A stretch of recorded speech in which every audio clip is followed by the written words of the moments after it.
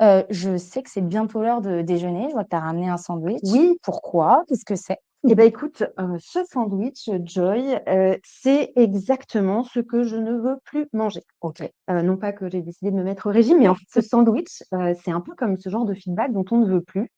Ça commence par une couche, bien savoureuse de compliments au début et puis après une couche bien épaisse, parfois même piquante, hein, de tout ce qui va pas et puis ça se termine par, une bonne couche bien moelleuse d'encouragement du type, «Non mais je compte sur toi, la prochaine fois tu feras mieux».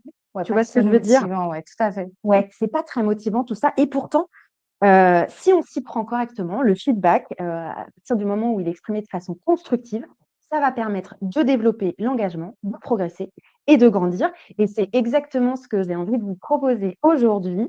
L'idée, c'est vraiment, d'aller désacraliser le sujet et puis, d'aller accueillir quelques clés qui vont nous permettre, d'être plus à l'aise dans la pratique, du feedback au quotidien. Hem, Maud, si on te reçoit, ce matin, hein, sur ce plateau, c'est notamment pour tes convictions sur le feedback, tes convictions avec, ce qu'il est. On est d'accord que, tu vas pas nous parler de ce qu'on connaît déjà, sur le fait de faire, du feedback d'un manager à un collaborateur, quoi. C'est Ouais, bon? absolument. Ouais, ouais. Évidemment, le feedback, c'est un outil managérial, mais en réalité, c'est bien plus que ça. C'est un outil qui va nous permettre de développer la relation et la relation, en réalité, elle est partout, en entreprise, que ce soit avec, ton boss, avec, vos collègues, avec vos pairs, ou encore avec, vos collaborateurs. Super. Donc en fait, qu'importe ta position au sein de l'entreprise, collaborateur, manager, collègue, big boss, le feedback a sa place. Ouais, c'est ça et chacun à son niveau doit s'autoriser à donner, à demander et à recevoir du feedback et en réalité, c'est vraiment une histoire de co-responsabilité.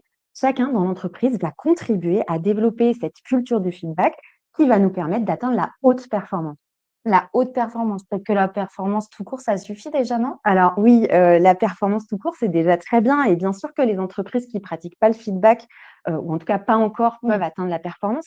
Mais en réalité, celles qui vont l'utiliser, elles vont s'offrir la possibilité de maximiser leurs chances d'atteindre la haute performance. Un OK. peu comme les sportifs de haut niveau quand ils recherchent systématiquement, l'amélioration continue. L'histoire qu'on se raconte, en tout cas qu'on peut se raconter quand on donne du feedback, c'est que ça va être annonciateur de mauvaises nouvelles.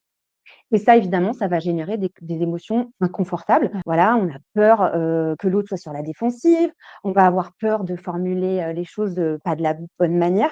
Donc évidemment, il y a un certain nombre de freins et ça, je le vois effectivement fréquemment, en formation. Mmh. C'est tout à fait normal, de ne pas être, toujours à l'aise avec ça. Le fait de faire un feedback à son collègue, on a peur de le démotiver, on a peur, voilà, d'un certain nombre de choses et ces peurs-là, en fait, elles nous bloquent et du coup, bah, on préfère ne rien dire. Mmh. On ne se sent pas légitime, et on s'abrite, derrière des comportements qu'on va appeler Ouais. refuge.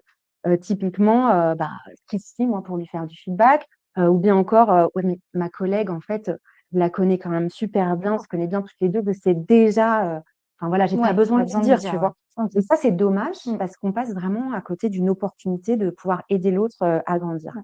Donc ça, côté, collaborateur. Ouais. Côté manager, tu observes quel comportement? Alors c'est rigolo parce que côté manager, j'en vois aussi en formation, qui me disent, ce genre de choses: «Non mais, moi je vais pas faire un feedback positif trop souvent parce que sinon mon collaborateur, il va me demander une augmentation».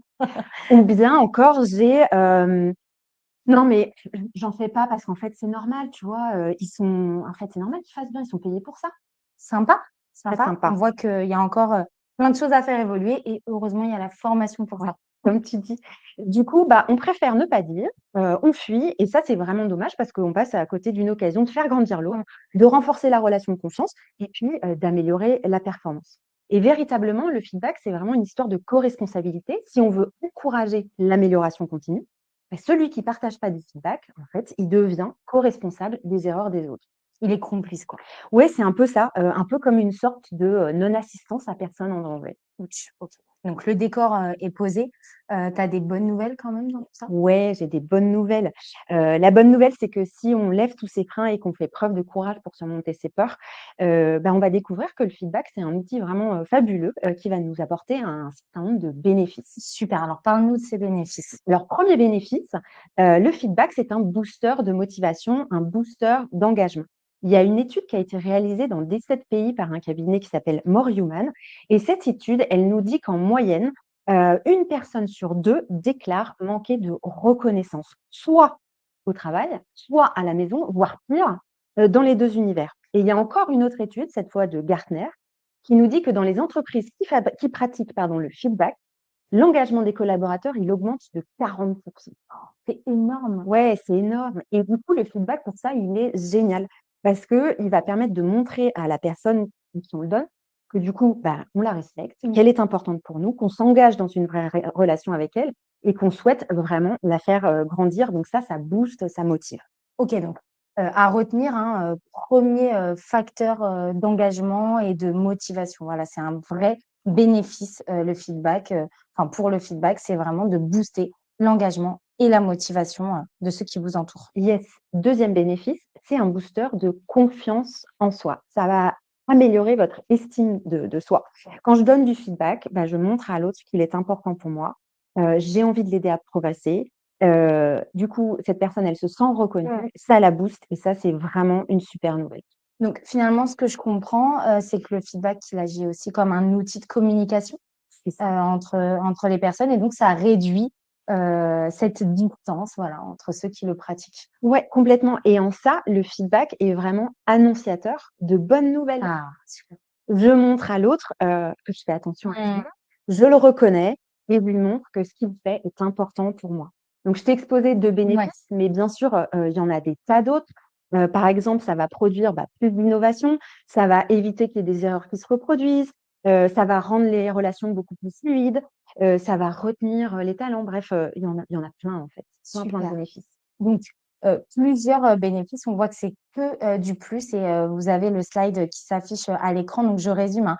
Le feedback, c'est vraiment un outil qui booste la motivation, qui booste, l'engagement, la confiance, l'estime de soi, vos relations, la performance, vraiment, que du positif